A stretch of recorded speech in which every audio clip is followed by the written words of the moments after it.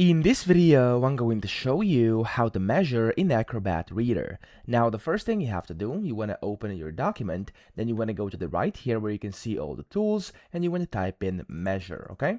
So over here, you'll see the measuring tool. You want to click on it, and when you do so here, you can see the measuring tool up top, and you want to select it. So over here, you have the snap types, and then the measurement types as well. Of course, you have the distance tool, you have this one, which is called the perimeter tool, and you have this one, which is the area tool, okay? You can of course select these snap types as well, so there's a bunch of different ones, and then you could just go ahead and basically start the measurement by first clicking with your left mouse button, go into the second point and clicking again, and then you can of course go and of course make these taller or smaller, whatever you want, click, and there we go, we have a measurement.